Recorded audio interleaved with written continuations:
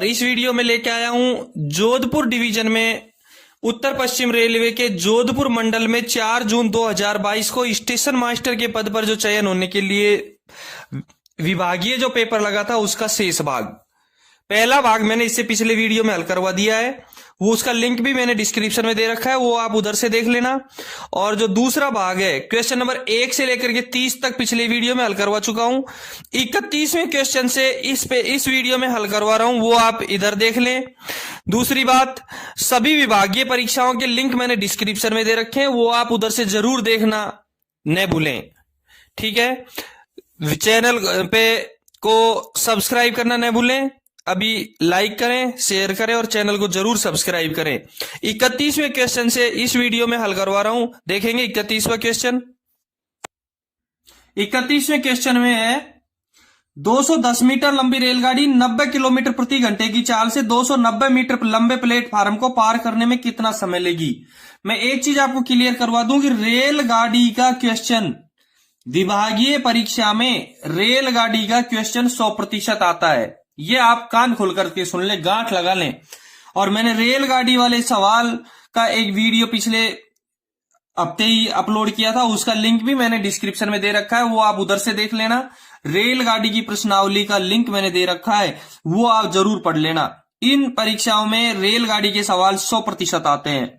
210 metre लंबी रेलगाड़ी है और 290 मीटर लंबा प्लेटफार्म है।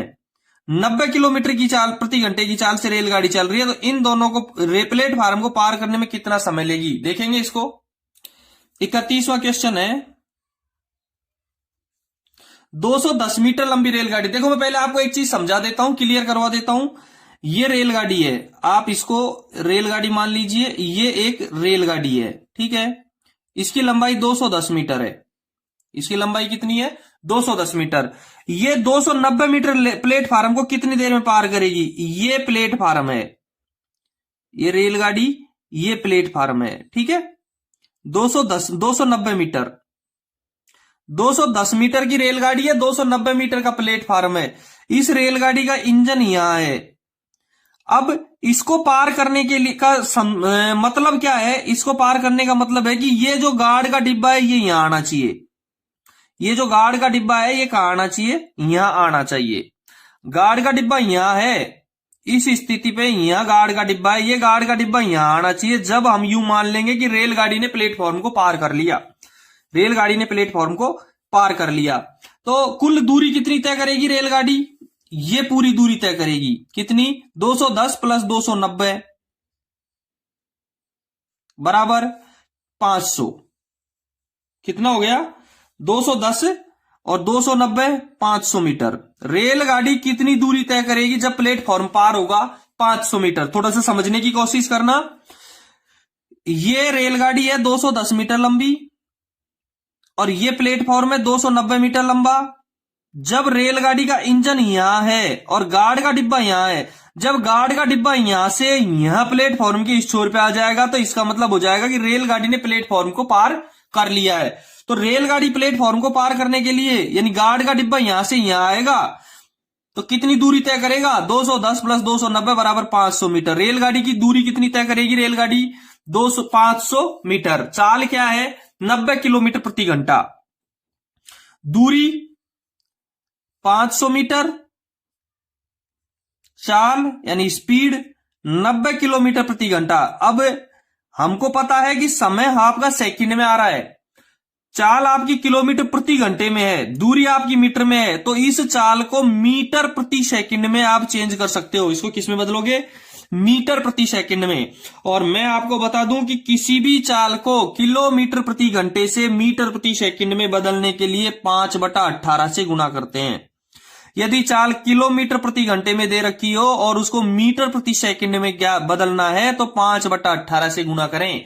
और मीटर प्रति सेकंड में चाल दे रखी है, किलोमीटर प्रति घंटे में बदलना हो तो 18/5 से गुणा करें। तो हमको किलोमीटर को मीटर में बदलना है, घंटे को सेकंड में बदलना है, तो 5/18 से गुणा करेंगे। 18 पंजे 90, 5 5 25, यानी कि इसकी चाल हो गई 25 मीटर प्रति सेकंड। रेलगाड़ी की चाल क्या हो गई? 25 मीटर प्रति सेकंड, दूरी 500 मीटर, चाल 25 मीटर प्रति सेकंड। तो समय ज्ञात करना है, टाइम ज्ञात करना है। टाइम का सूत्र होता है दूरी बटा समय, दूरी बटा चाल, डिस्टेंस बटा स्पीड, यानी कि 500 बटा 25, और 500 का भाग 25 में, 500 में 25 का भाग देंगे तो 20 आएगा। यानी कि रेलगाड़ी प्लेटफॉर्म को कितनी सेकंड में पार करेगी? 20 सेकंड में पार करेगी। किसमें? 20 सेकंड में पार करेगी। एक बार समझ में नहीं आया, अब 2 बार 3 बार जरूर सवाल को पढ़ें, जरूर देखें प्रश्न को। 31वें क्वेश्चन का आंसर रहेगा बी। 31वें क्वेश्चन का आंसर रहेगा बी। ठीक है, 22वां क्वेश्चन देखेंगे, 32वां क्वेश्चन देखेंगे। 32वें क्वेश्चन से पहले मैं आपको बता दूं, यदि आपने चैनल सब्सक्राइब नहीं किया है तो एक बार चैनल को जरूर सब्सक्राइब करें। 32वां क्वेश्चन है, निम्न में से भाषा को संविधान की 8वीं अनुसूची में शामिल नहीं किया गया है, किस भाषा को? जबकि वह एक राज्य की राजकीय भाषा है। देखेंगे, अब राजभाषा के क्वेश्चन आ गए। मैं फिर बता दूं आपको, कम से कम 10 क्वेश्चन राजभाषा के जरूर आते हैं विभागीय परीक्षाओं में। रेलवे की सभी परीक्षाओं में कम से कम 10 क्वेश्चन राजभाषा के जरूर आते हैं। ठीक है, ये 4 भाषाएं दे रखी है, अंग्रेजी, सिंधी, उर्दू और संस्कृत। आपको इसमें से बताना है कि किस भाषा को 8वीं अनुसूची में शामिल नहीं किया गया है, जबकि वो एक राज्य की राजकीय भाषा भी है। अब हमको यदि पूरा पता होगा तो हम ज्ञात कर सकते हैं। अब मैं एक बार बता दूं आपको कि इनमें से अंग्रेजी भारत के नागालैंड राज्य की राजकीय भाषा है। अंग्रेजी भारत के नागालैंड राज्य की राजकीय भाषा है। और 8वीं जो अनुसूची है उसमें हमारे 22 भाषाएं सम्मिलित की गई हैं। 22 भाषाएं, 8वीं अनुसूची में 22 भाषाएं सम्मिलित की गई हैं। मैं एक बार आपको बता देता हूं कौन कौन सी भाषाएं हैं। देखो, असमिया, बांग्ला, गुजराती, हिंदी, कन्नड़, कश्मीरी, कोंकणी, मलयालम, मणिपुरी, मराठी, नेपाली, ओडिया, पंजाबी, संस्कृत, सिंधी, तमिल, तेलुगु, उर्दू, बोडो, संथाली, मैथिली और डोगरी। ये भाषाएं हमारी 22 भाषाएं हैं जो संविधान की 8वीं अनुसूची में सम्मिलित की गई हैं। 32वें प्रश्न का उत्तर रहेगा ए, उसका उत्तर रहेगा अंग्रेजी। अंग्रेजी एक ऐसी भाषा है जो भारत के नागालैंड राज्य की राजकीय भाषा है, लेकिन संविधान की 8वीं अनुसूची में सम्मिलित नहीं की गई है। 33वां क्वेश्चन देखेंगे, अंतरराष्ट्रीय हिंदी दिवस कब मनाया जाता है? अंतरराष्ट्रीय हिंदी दिवस कब मनाया जाता है? अब मैं आपको एक चीज बता दूं कि अंतरराष्ट्रीय हिंदी दिवस और भारत का हिंदी दिवस, भारत में हिंदी दिवस दोनों अलग अलग हैं। अंतरराष्ट्रीय हिंदी दिवस और भारत के हिंदी दिवस दोनों अलग अलग हैं। अंतरराष्ट्रीय हिंदी दिवस 10 जनवरी को मनाया जाता है। हिंदुस्तान में वो अंतरराष्ट्रीय हिंदी दिवस 10 जनवरी को मनाया जाता है, और हिंदुस्तान का जो हिंदी दिवस है, भारतीय हिंदी दिवस, वो भारत में 14 सितंबर को मनाया जाता है। इसमें बहुत कंफ्यूजन होता है, इन दोनों में बहुत कंफ्यूजन होता है, कंफ्यूज करने वाले क्वेश्चन है। इसलिए देखें, 10 जनवरी को अंतरराष्ट्रीय हिंदी दिवस क्यों मनाया जाता है ये भी मैं आपको क्लियर करवा देता हूं, इसलिए आगे की परीक्षाओं में थोड़ी सी सुविधा रहेगी। हर साल 10 जनवरी को ये इसलिए मनाया जाता है क्योंकि 10 जनवरी 1975 को 10 जनवरी 1975 को नागपुर में पहले विश्व हिंदी सम्मेलन का आयोजन किया गया था। 10 जनवरी 1975 को नागपुर में, कहा? नागपुर में विश्व हिंदी सम्मेलन का आयोजन किया गया था, जिसमें 30 देशों के, कितने देशों के? 30 देशों के 122 प्रतिनिधियों ने भाग लिया था। जो 10 जनवरी 1975 को नागपुर में पहला विश्व हिंदी सम्मेलन आयोजित किया गया था, उसमें 30 देशों के 122 प्रतिनिधियों ने भाग लिया था। और सम्मेलन का जो उद्देश्य था वो था दुनिया भर में हिंदी भाषा को बढ़ावा देना। पहला जो हिंदी सम्मेलन था, विश्व हिंदी सम्मेलन, जो 1975 में आयोजित किया गया था, वो उसका उद्देश्य दुनिया भर में हिंदी भाषा को बढ़ावा देना था। फिर इसकी वर्षगांठ के उपलक्ष्य में ही अंतरराष्ट्रीय हिंदी दिवस हर 10 जनवरी को मनाया जाता है। अंतरराष्ट्रीय हिंदी दिवस हर 10 जनवरी को मनाया जाता है। अब 14 सितंबर के बारे में मैं थोड़ा सा बता देता हूं आपको। ये 14 सितंबर आया है तो इसको भी क्लियर करवा देता हूं। भारत में 14 सितंबर को हिंदी दिवस मनाया जाता है।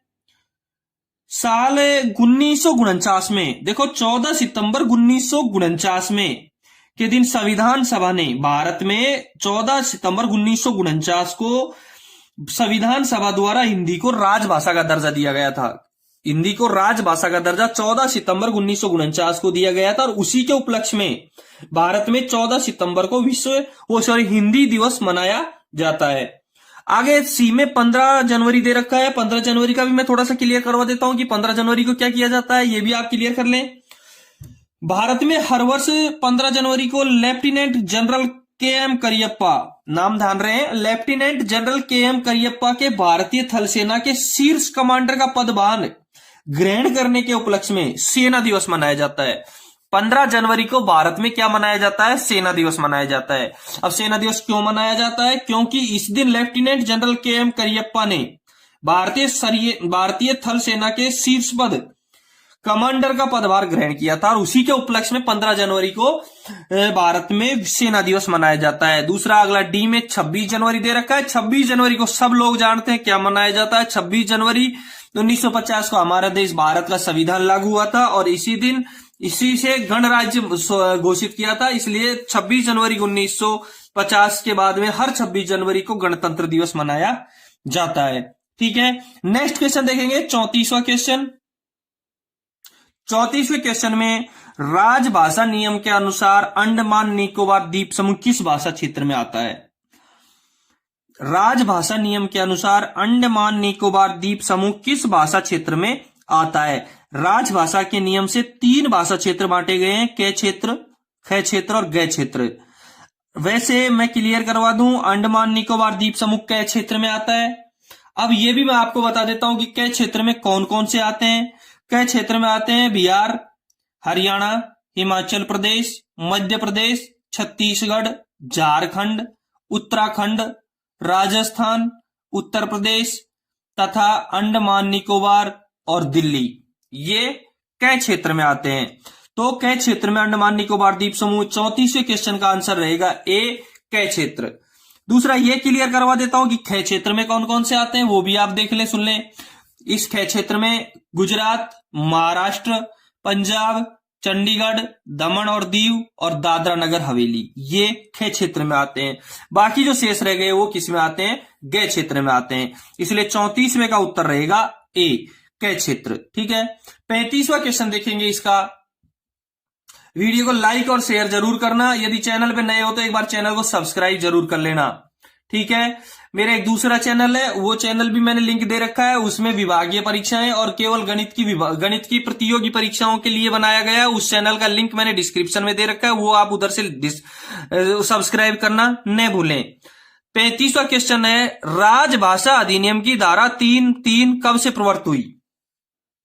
राजभाषा अधिनियम की धारा 3 का 3 कब से प्रवर्तित हुई, देखेंगे। ये 26 जनवरी 1965 से प्रवर्तित हुई है।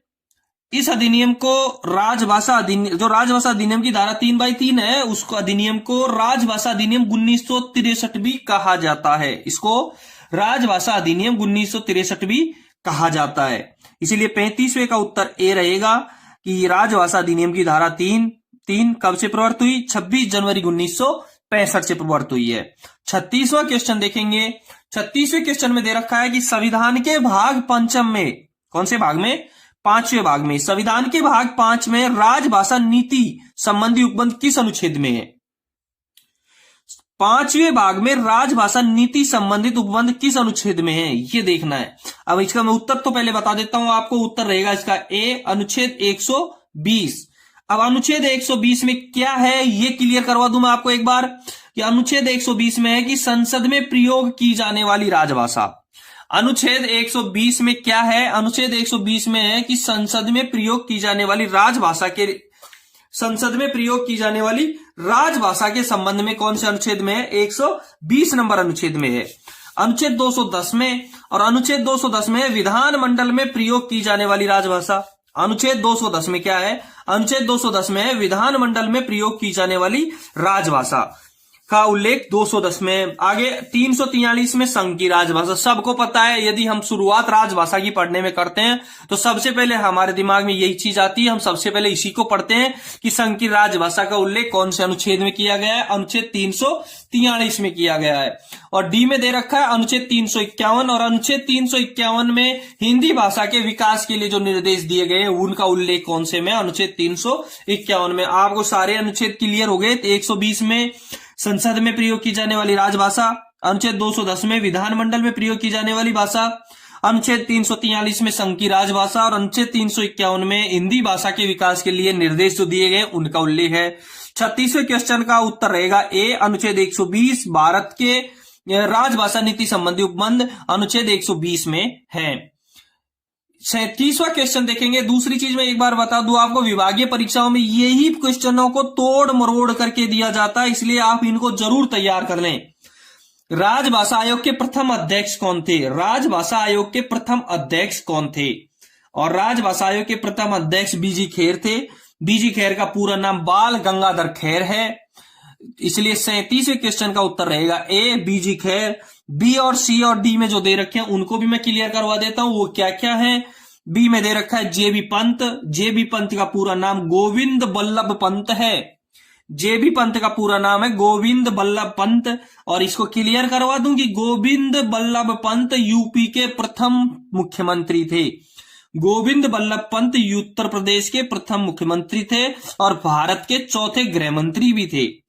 भारत के चौथे गृह मंत्री भी थे। गोविंद बल्लभ पंत उत्तर प्रदेश के प्रथम मुख्यमंत्री और भारत के चौथे गृह मंत्री थे। ठीक है। सी में जो जवाहरलाल नेहरू दे रखे हैं, सबको पता है कि जवाहरलाल नेहरू भारत के प्रथम प्रधानमंत्री रहे हैं। और डी में महात्मा गांधी दे रखा है और सबको पता है कि महात्मा गांधी भारत के राष्ट्रपिता हैं, भारत के राष्ट्रपिता के नाम से जाने जाते हैं। इसलिए 37वें क्वेश्चन का उत्तर रहेगा ए, बीजी खेर, बाल गंगाधर खेर। राजभाषा आयोग के प्रथम अध्यक्ष बाल गंगाधर खेर। मेरा उद्देश्य आपको यहाँ के यही प्रश्नों को क्लियर करवाना है। 38वां क्वेश्चन देखेंगे कि पार्ट 6 में कौन सा अनुच्छेद है? संविधान के पार्ट 6 में कौन सा अनुच्छेद है? अब संविधान के पार्ट 6 में कौन सा अनुच्छेद है ये आप देखेंगे। उत्तर में पहले इसको बता देता हूं कि अनुच्छेद 210 संविधान के पार्ट 6 में है।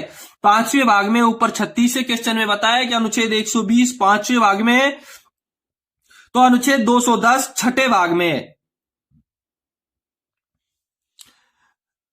5वें भाग में 52 से 151। देखो पांचवें भाग में ये जो अनुच्छेद 120 है ये 5वें भाग में, क्योंकि अनुच्छेद 120 5वें भाग में है। 5वें भाग में अनुच्छेद 52 से लेकर के 151 तक अनुच्छेद है वो 5वें भाग में है।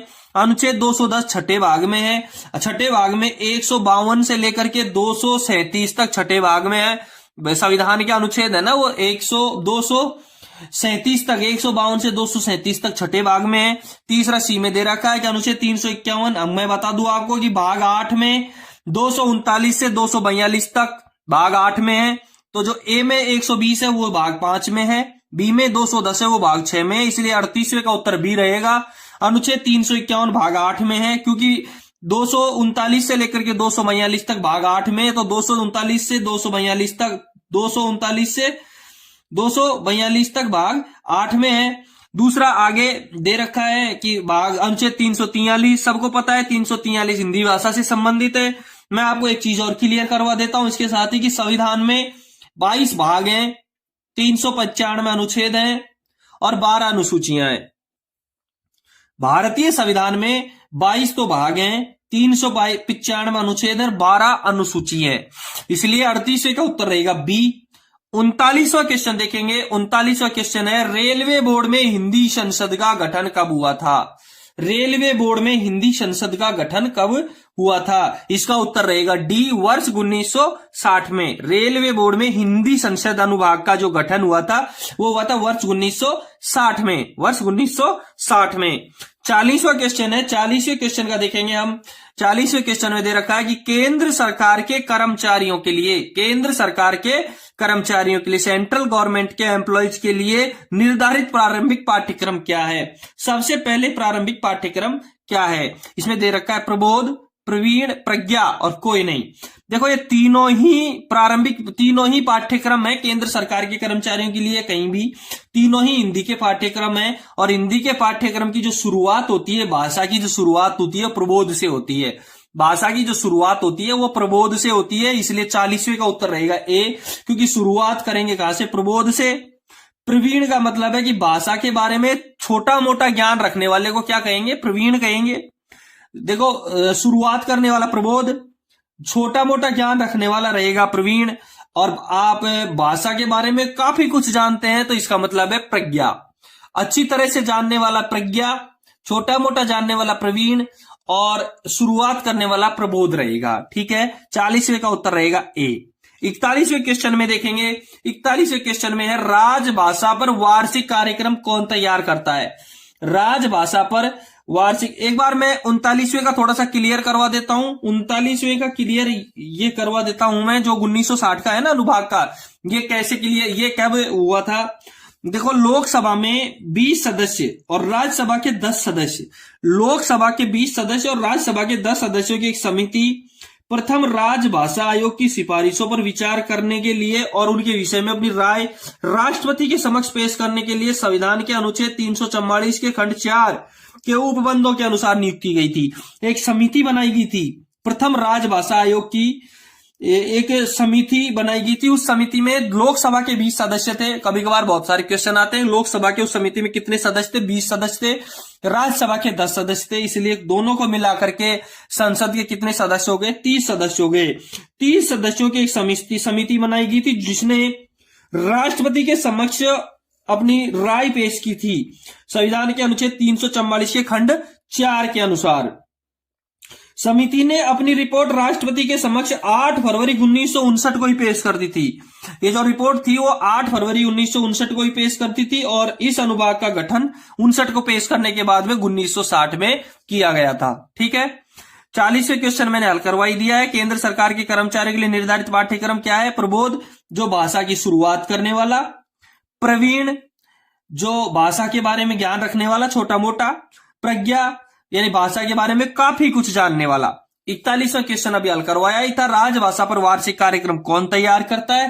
राजभाषा पर वार्षिक कार्यक्रम गृह मंत्रालय पेश करता है।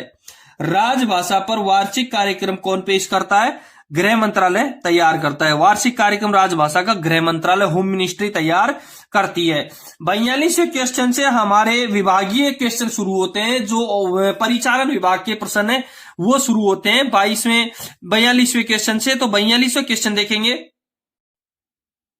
42वां क्वेश्चन है नील्स बोर टोकन उपकरण में कॉसरेट चाबी का उपयोग किस सिग्नल के लिए किया जाता है? नील्स बोर टोकन उपकरण में कॉसरेट चाबी का उपयोग किस सिग्नल के लिए किया जाता है? और इसका उत्तर रहेगा ए। इसका उत्तर रहेगा ए, वार्नर सिग्नल के लिए। नील्स बोर टोकन उपकरण का जो कॉसरेट चाबी का उपयोग है वो वार्नर सिग्नल के लिए किया जाता है। ठीक है, 43वां क्वेश्चन देखेंगे। निम्न संचार के साधनों में से किस साधन को स्टेशन मास्टर लाइन क्लियर प्राप्त करने हेतु वरीयता प्रदान करेगा? स्टेशन मास्टर निम्न में जो दे रखे हैं, block telephone, track circuit, fix telephone और ऑटोफोन, इन चारों में से किसको वरीयता प्रदान करेगा? इनके उत्तर बताने से पहले मैं आपको एक किताब का स्क्रीनशॉट बता देता हूं। देखेंगे स्क्रीन पर,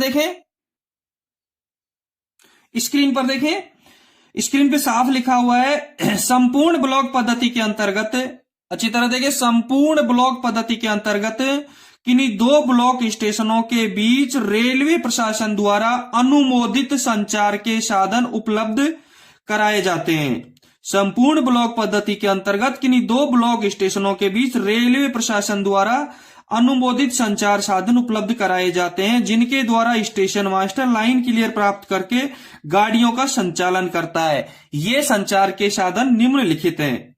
अब देखो कौन कौन से संचार साधन है जिनको हम वरीयता के रूप में लाइन क्लियर के लिए प्रयोग में लेते हैं। सबसे पहले है ब्लॉक उपकरण, ट्रैक सर्किट या एक्सल काउंटर। सबसे पहले लाइन क्लियर लेने के लिए, सबसे पहले एक स्टेशन से दूसरे स्टेशन पे लाइन क्लियर प्राप्त करने के लिए क्या क्या यूज करेंगे? एक नंबर पे ब्लॉक उपकरण, ट्रैक सर्किट या एक्सल काउंटर।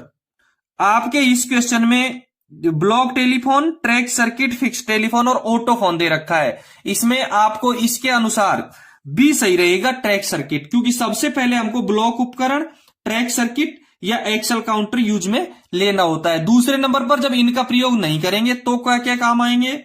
ब्लॉक उपकरण के साथ जुड़ा हुआ टेलीफोन, ब्लॉक उपकरण के साथ जो जुड़ा हुआ टेलीफोन वह नंबर 2 पर काम में लिया जाता है।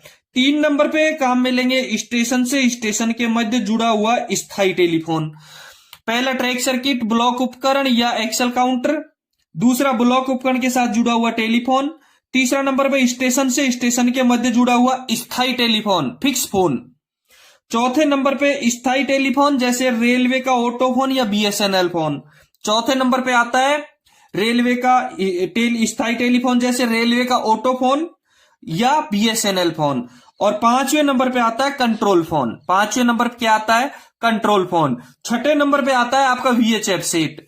6ठे नंबर पे आपका वीएचएफ सेट आता है। ठीक है, तो अपने जो 43वें क्वेश्चन का उत्तर रहेगा वो रहेगा ट्रैक सर्किट। बी इसका आंसर सही रहेगा, ट्रैक सर्किट। ठीक है, 44वां क्वेश्चन देखेंगे। 44वें क्वेश्चन में लिखा है निम्न में कौन सा यूएफएसबीआई का पार्ट नहीं है? ये यूएफएसबीआई एक ब्लॉक इंस्ट्रूमेंट है, इसके पार्ट है कोप बटन को रद्द करें, ये इसमें यूज होता है, ए के बटन इसमें यूज होता है और टीजीटी बटन इसमें यूज होता है। यूएफएसबीआई जो ब्लॉक इंस्ट्रूमेंट है उसमें तीनों यूज होते हैं, कोप बटन को रद्द करना, ए के बटन और टीजीटी बटन। इसमें पीबी1 काम में नहीं लिया जाता है, ये इसका एक पार्ट नहीं है। पीबी फर्स्ट इसका एक पार्ट नहीं है, यूएफएसबीआई का पार्ट पीबी फर्स्ट नहीं है, इसलिए 44वें का आंसर रहेगा सी, पीबी फर्स्ट। 45वें क्वेश्चन देखेंगे। 45वें क्वेश्चन में लिखा हुआ है खराब आगमन रोक सिग्नल, खराब आगमन रोक सिग्नल को पार करने का प्राधिकार कौन सा है? खराब आगमन रोक सिग्नल को पार करने का प्राधिकार कौन सा है?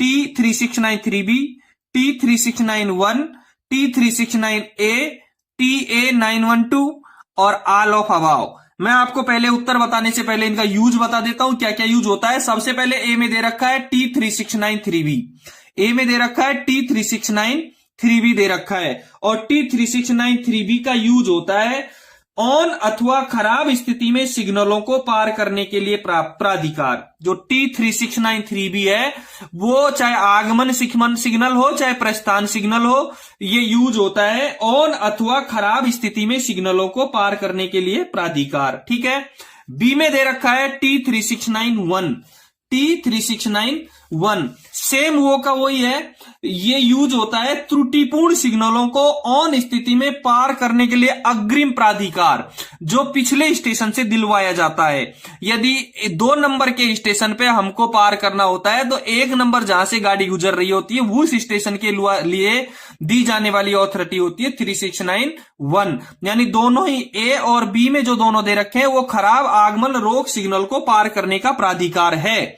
सी में दे रखा है T369A, T369A। मैं इसका बता देता हूं क्लियर। इसका है कि ऑटोमेटिक सेक्शन में मैन्युअल रोक सिग्नल को ऑन स्थिति में पार करने का प्राधिकार कहां है? ऑटोमेटिक सेक्शन में मैन्युअल रोक सिग्नल को ऑन स्थिति में पार करने का प्राधिकार। और TA912 का बता देता हूं, ऑटोमेटिक, सेमी ऑटोमेटिक, मैन्युअल और गेट रोक सिग्नल को ऑन स्थिति में पार करने का प्राधिकार। यानी कि ए बी सी डी तीनों में जो दे रखे हैं वो सारे के सारे ऑन स्थिति में पार करने के प्राधिकार हैं, खराब या ऑन स्थिति में रोक सिग्नल को पार करने के प्राधिकार हैं। इसलिए 45वें क्वेश्चन का आंसर रहेगा डी, ऑल ऑफ अबाव। यानी 3693B ऑन अथवा खराब स्थिति में सिग्नलों को पार करने के लिए प्राधिकार, T3691 त्रुटिपूर्ण सिग्नलों को ऑन स्थिति में पार करने के लिए अग्रिम प्राधिकार, T369A ऑटोमेटिक सेक्शन में मैन्युअल रोक सिग्नल को ऑन स्थिति में पार करने का प्राधिकार और TA912 automatic, semi automatic, manual या गेट रोक सिग्नल को ऑन स्थिति में पार करने का प्राधिकार। ठीक है, मैंने आपको क्लियर करवा दिया। यह 45वें क्वेश्चन आपके हिसाब से क्लियर है बिल्कुल, और इसमें आंसर रहेगा डी, ऑल ऑफ अबाउ। अब आप 46वां क्वेश्चन देखेंगे। 46वें क्वेश्चन से पहले एक बार अपने चैनल को सब्सक्राइब नहीं किया है तो सब्सक्राइब जरूर कर दें। देखेंगे 46 नंबर का क्वेश्चन। 46 नंबर के क्वेश्चन में लिखा है किसी गाड़ी के लूप लाइन से पार होते समय, एक गाड़ी लूप लाइन से पार हो रही है, गार्ड द्वारा लोको पायलट को ऑल राइट संकेत कब दिखाया जाता है? गार्ड द्वारा लोको पायलट को ऑल राइट सिग्नल कब दिखाया जाता है? कोई दिक्कत ही नहीं है। पहला, स्टेशन मास्टर कार्यालय के सामने, ऐसा कुछ भी नहीं है। लूप लाइन का ट्रेलिंग पॉइंट साफ होने पर, ऐसा भी नहीं है। अंतिम ट्रेलिंग पॉइंट साफ होने पर, स्टेशन का जब लूप लाइन से गाड़ी क्लियर होती है तो अंतिम जो ट्रेलिंग पॉइंट है वो साफ होने के बाद में गार्ड है वो लोको पायलट को green signal, all write signal दिखाएगा। इसलिए 46 यानी 46वें क्वेश्चन का उत्तर रहेगा सी, अंतिम ट्रेलिंग पॉइंट साफ होने पर। 46वें क्वेश्चन का उत्तर सी रहेगा, अंतिम ट्रेलिंग पॉइंट साफ होने पर। ठीक है, 47वें क्वेश्चन देखेंगे, स्टेशन से फ्लैट टायर गाड़ी पास होने पर कौन सा बेल कोड दिया जाएगा? स्टेशन से फ्लैट टायर पास होने पर कौन सा बेल कोड दिया जाएगा? मैं आपको पहले चारों में जो दे रखा है उसका क्लियर करवा देता हूं।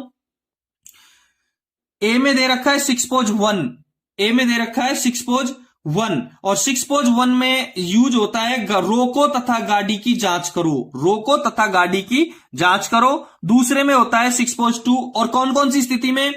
देखो 6.1 कब दिया जाएगा? जब रोको और गाड़ी की जांच करो, यानी कि यदि कोई यात्री खतरे का संकेत दे रहा हो, गाड़ी में से यदि कोई यात्री खतरे का संकेत दे रखा है तो हमको 6.1 देना है। दूसरा ऑप्शन है वाहनों से यदि माल गिरता हुआ जा रहा है, कोई माल गुड्स ट्रेन है और गुड्स ट्रेन से माल गिरता हुआ जा रहा है तो हमको 6.1 देना है। तीसरे नंबर पे वाहन में यदि आग लगी हो, वाहन में यदि आग लगी हो तो 6.1 देना है, या हॉट एक्सेल हो तो 6.1 देना है, या फ्लैट टायर हो तो हमको 6.1 देना है। सारी स्थिति में गाड़ी को रुकवाने के लिए और जांच करवाने के लिए हमको 6.1 ही देना है। ठीक है, दूसरा बी में दे रखा है 6.2, बी में दे रखा है 6.2 और 6.2 जब देना है जब गाड़ी बिना टेल लैंप के या बिना लास्ट व्हीकल बोर्ड के गाड़ी सेक्शन में प्रवेश करे तो हमको 6.2 देना है। 6.2 बेल कोड का यूज जब करेंगे जब गाड़ी बिना टेल लैंप के या एलवी बोर्ड के सेक्शन में प्रवेश कर जाए तो 6.2 का यूज करना है। तीसरे नंबर पे देना है 6.3, 6.3 का यूज देंगे गाड़ी पार्ट होने पर, गाड़ी का विभाजन होने पर 6.3 का बेल कोड देंगे। गाड़ी का पार्ट होने पर, गाड़ी का यानी कि दो टुकड़ों में बट जाए, गाड़ी विभाजित हो जाए तो हमको 6.3 देना है। चौथे नंबर पे 6 लिख रखा है और 6 हमको जब घंटी देनी है जब अवरोध या खतरे की घंटी का संकेत है। जो 6 बेल कोड है वो है अवरोध या खतरे की घंटी का संकेत है। एक बार आप स्क्रीन पर देखना, स्क्रीन पे एक टेबल दर्शाई गई है, उस टेबल में लिखा हुआ है, मैं आपको बेल कोड फिर से याद करवा देता हूं टेबल के हिसाब से। 6 यानी 6 घंटी जब देनी है हमको अवरोध या खतरा घंटी, 6 का घंटी का अवरोध या खतरा घंटी। 6.1 का है रोको और गाड़ी की जांच करो, जो स्थितियां वो मैंने अभी क्लियर करवा दी। 6.2 का मतलब है गाड़ी में टेल बोर्ड या टेल लैंप के बिना जब सेक्शन में गाड़ी प्रवेश कर जाए तो 6.2 देना है। 6.3 गाड़ी का यदि विभाजन हो जाएगा, गाड़ी पार्ट हो जाएगी तो आपको 6.3 का यूज करना है। 6.4 का यूज करना है वाहन डबल लाइन पर गलत दिशा में या सिंगल लाइन पर ब्लॉक सेक्शन में निकल जाए। जब आपको कोई गाड़ी का वाहन, स्टेशन पे खड़ी गाड़ी का वाहन डबल लाइन पर गलत दिशा में या सिंगल लाइन पर ब्लॉक सेक्शन में निकल जाए तो आपको 6.4 का यूज करना है। और 6.5 का यूज करना है गाड़ी वाहन डबल लाइन पर सही दिशा में यदि निकल भागे हैं तो आपको 6.5 का यूज करना है। ठीक है, ये थे आपके घंटी कोड, बेल कोड। 47वां क्वेश्चन क्लियर है, 47वें क्वेश्चन का ए सही है। 48वां क्वेश्चन देखेंगे।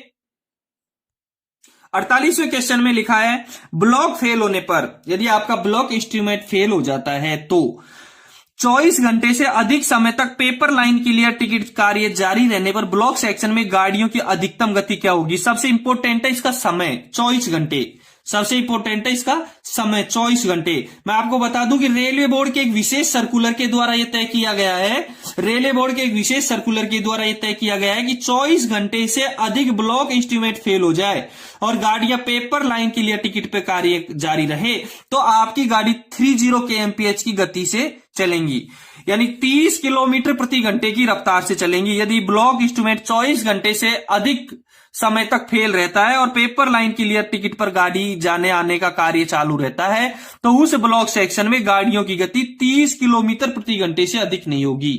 उस ब्लॉक सेक्शन में गाड़ी 30 किलोमीटर प्रति घंटे की रफ्तार से अधिक नहीं चलेंगी। ठीक है, 49 नंबर का क्वेश्चन देखेंगे, 49वां क्वेश्चन है। मैं आपको एक चीज बता दूं, ये जो पेपर है, ये पेपर जोधपुर डिवीजन के स्टेशन मास्टर के लिए 4 जून 2022 को करवाया गया था। और ये क्वेश्चन है विभागीय परीक्षाओं में, चाहे हिंदुस्तान के किसी भी कोने का एग्जाम हो, सेम इसी तरीके से क्वेश्चन आते हैं। ये क्वेश्चन आपको मैंने हर क्वेश्चन को खोल करके समझाया है, हर जगह इन्हीं प्रश्नों का यूज जरूर होगा, इसलिए पिछले वीडियो मैंने हल करवा रखे हैं, काफी वीडियो, उनका सभी का लिंक मैंने डिस्क्रिप्शन में दे रखा है, डिस्क्रिप्शन में जरूर देख लेना आप। एक बार चैनल को अभी लाइक शेयर जरूर करें अपने दोस्तों को, और चैनल को सब्सक्राइब नहीं किया है तो एक बार सब्सक्राइब जरूर करें।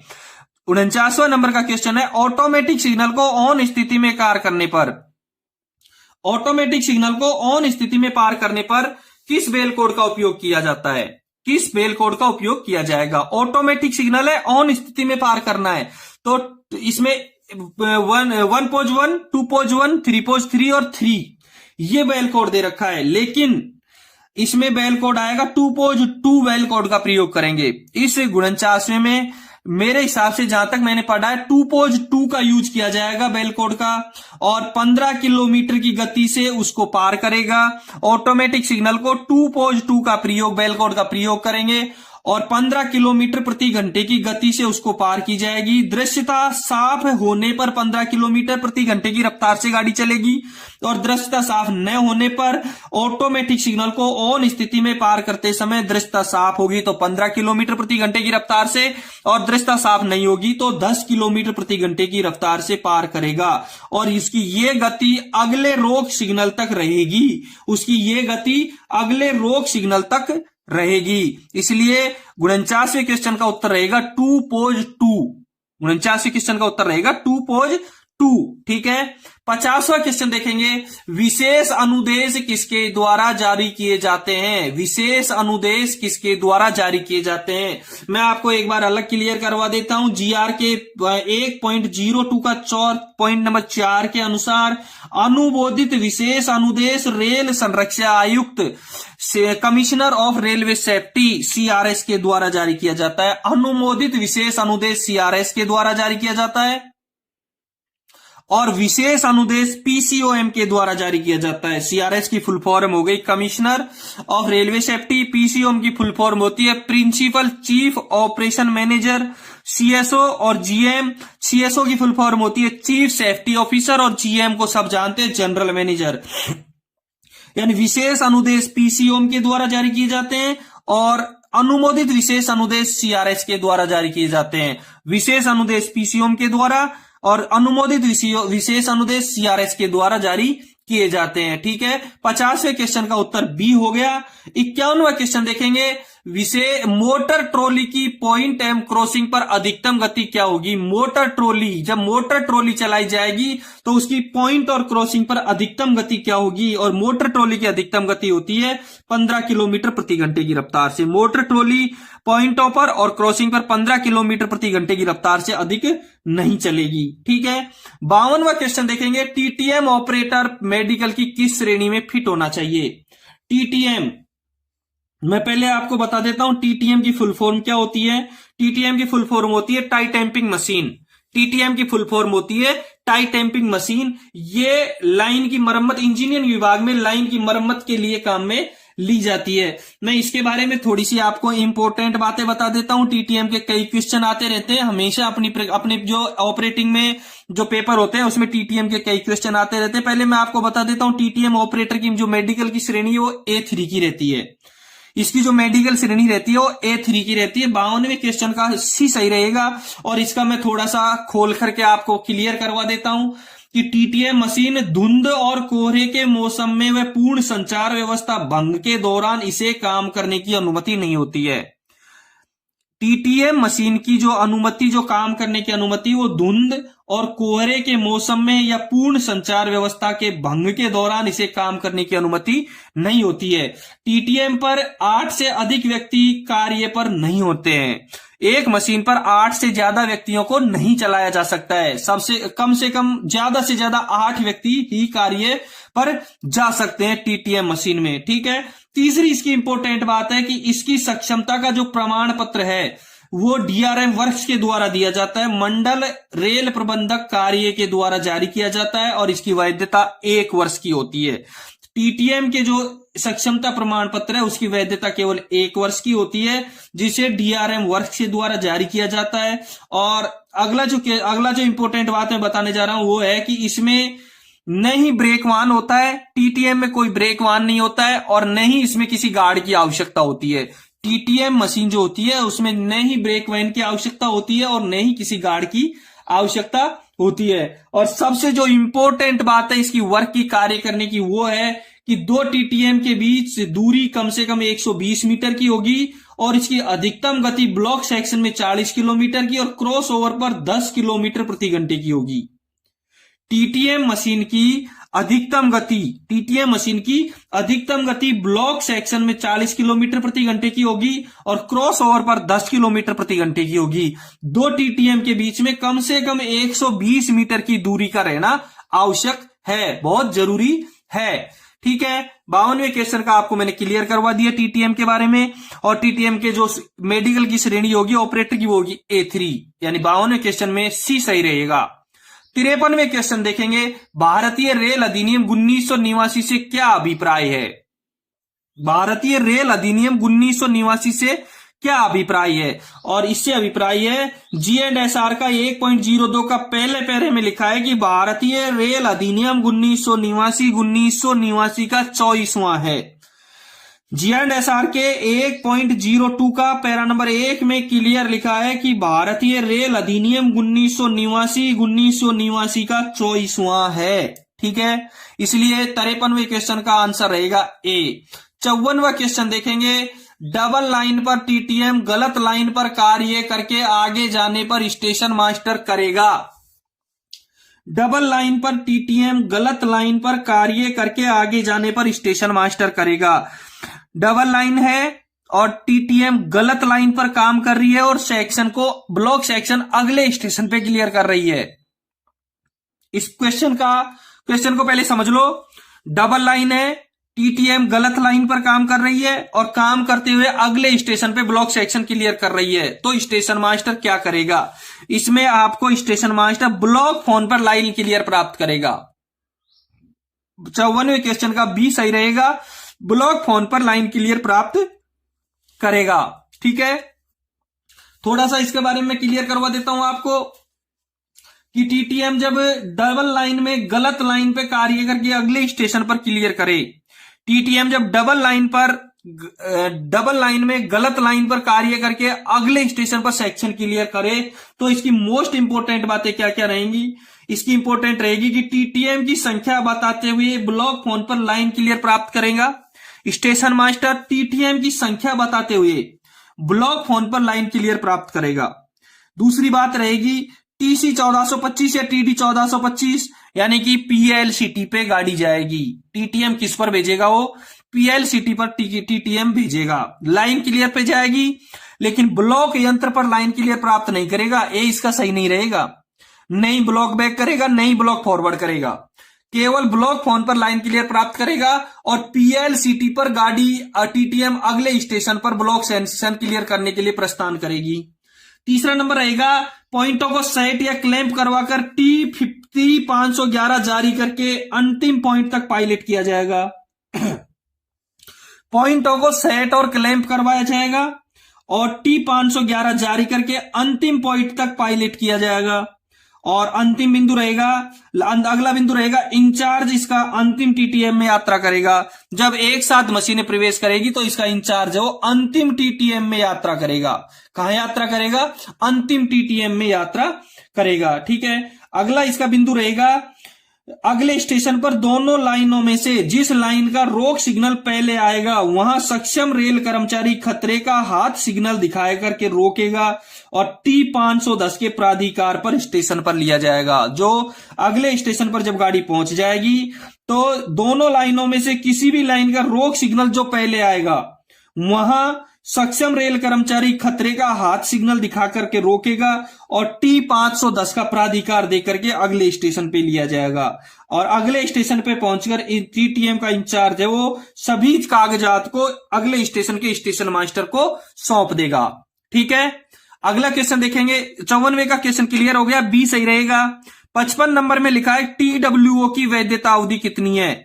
TWO traffic temporary work order, और टेम्परेरी वर्क ऑर्डर की जो अवधि है वो है 90 दिन, यानी कि जिस दिन से जारी किया जाएगा उसके 3 महीने 90 दिन के अंदर, जिससे जारी किया जाएगा उसे 90 दिन के अंदर इसकी वैधता अवधि रहती है। और इसके बारे में स्टेशन मास्टर 24 घंटे पहले मुख्य गाड़ी नियंत्रक को सूचित करेगा। TWO के बारे में 24 घंटे 48 घंटे पहले, जब ये काम चालू होगा उसके 48 घंटे पहले मुख्य गाड़ी नियंत्रक को सूचित करना पड़ेगा। स्टेशन मास्टर मुख्य गाड़ी नियंत्रक को सूचित करेगा। तो 55वें का उत्तर रहेगा सी, 90 दिन। दोस्तों ये आपके दूसरे वीडियो के क्वेश्चन हो गए। 56वें क्वेश्चन से अगले वीडियो में हल करवाऊंगा, और उससे पहले आप चैनल को सब्सक्राइब करना, लाइक और शेयर करना जरूर न भूलना। दूसरी बात है, इससे पहले के वीडियो मैंने डिपार्टमेंट वीडियो बहुत सारे हल करवा रखे हैं, उनका लिंक डिस्क्रिप्शन में दे रखा है, वो आप उधर से जरूर देखना। अगले वीडियो के लिए थोड़ा सा वेट करना पड़ेगा। इस वीडियो को यहीं समाप्त करते हैं। 56वें क्वेश्चन से लेंगे अगले वीडियो में। धन्यवाद।